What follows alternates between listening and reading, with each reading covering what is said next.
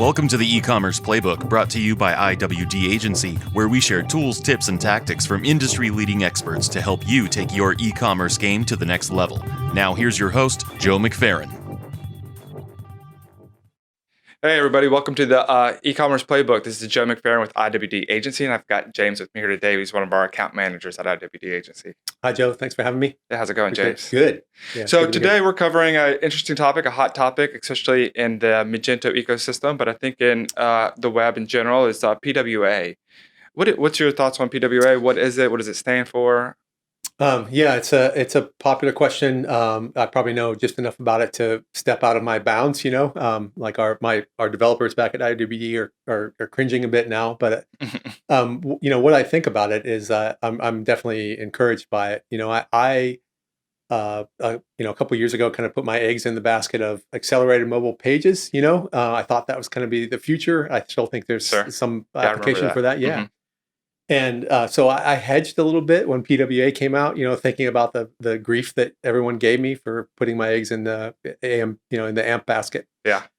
But I know a little bit more about it now, and I've explored it a little bit. So I think there's probably two components. PWA that we talk about is progressive web applications, progressive web apps. So it's some technology, some tools, some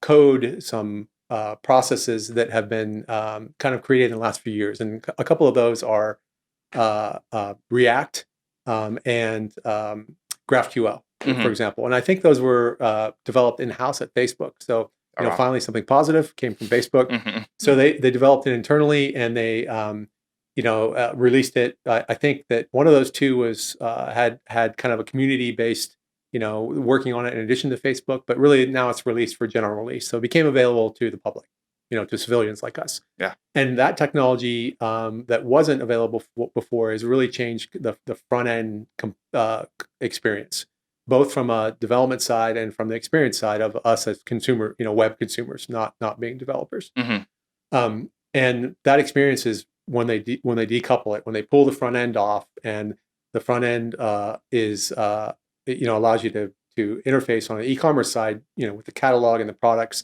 using different front ends. So that experience is a front end experience and a back end experience, and you can have different methods of accessing the database, different front end experiences. Sure. But PWA is pretty cool because the experience for us as consumers, again, is kind of a native experience where it looks like an app on your phone and acts like an app on your phone, and it crosses all browsers also. So whether you're on a desktop or on a mobile device, the experience is the same. But specifically on a mobile device, it kind of looks and feels like an app. Has the ability to have they use something called service workers, specifically like for the Magento experience, that allows you to have some offline functionality, which is cool because it caches a bunch of content to your phone, allows you to look at products and things even when you're offline. And then when connectivity is restored, then it service workers resynchronizes and pushes the products, adds them to your cart and things like that. Yeah. So people are pretty excited about it. So some of the benefits, is there a performance benefit or? Definite performance benefit. Yeah, much lightning fast. Much faster experience.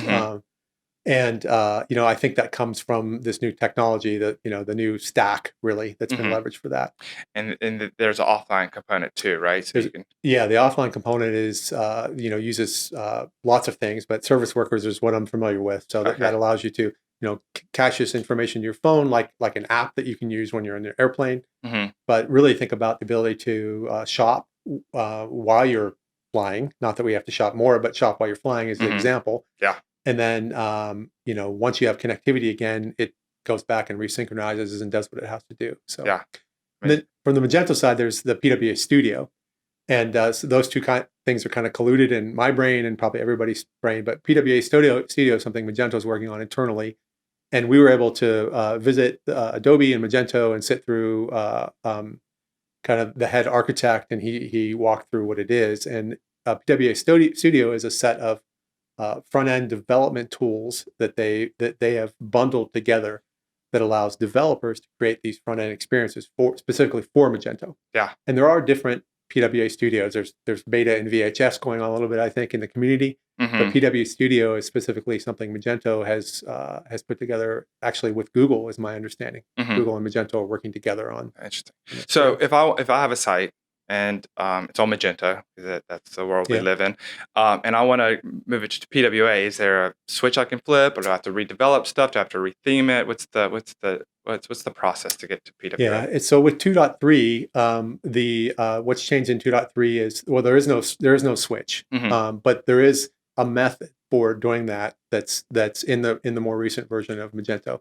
But you need to work with a Magento partner like IWD, and work on that front end experience. And you could still have your native experience, the web that we've always experienced, HTML, JavaScript, CSS, and then you could also have a PWA specific experience, and that experience could be visually the same, I guess, or it could be different. Yeah. Okay, and then you could send users, depending on if they're on mobile, to the PWA experience or to the native experience. That's right. Okay, excellent.